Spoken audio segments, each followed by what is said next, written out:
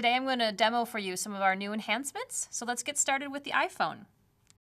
I'm going to sign in and come to my home screen. Just a quick tour. Here you take a payment, you manage your items, you can go look at your history of transactions that you've processed. This is where I can sign out. The question mark is how you access help, and the little cog there is how you access our settings. Take payment. I can quickly create an order. Here it was a $1 payment.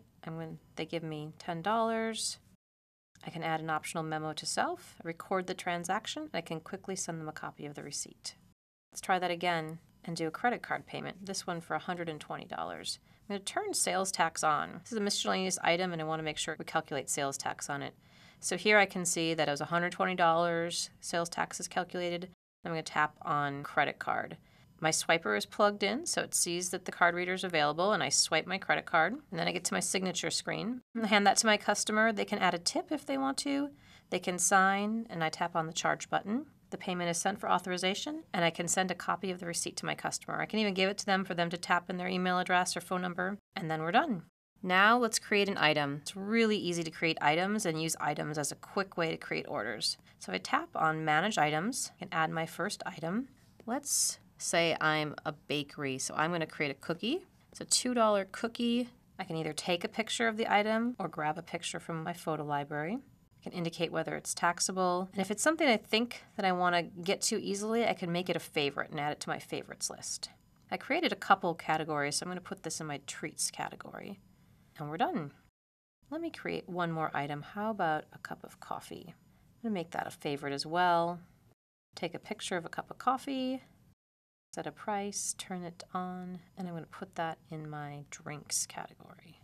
Now, when I go to my home screen and I tap on Take Payment, I can see my favorite star, and I have two items there. The coffee and the cookie are favorites. And if I tap on my categories, my drink category, I see the coffee there as well. If I tap on treats, I see the cookie. I can also tap on Enter dollar amount to quickly create a miscellaneous item. I can go into Checkout and process that transaction. So that was the new GoPayment.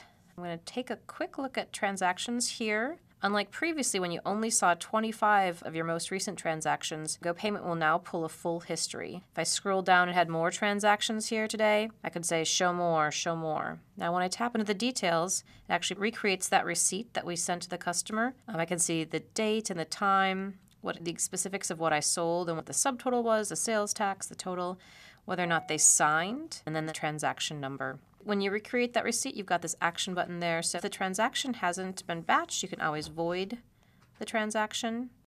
So that was GoPayment on the iPhone. Thanks for taking the time to learn more about it.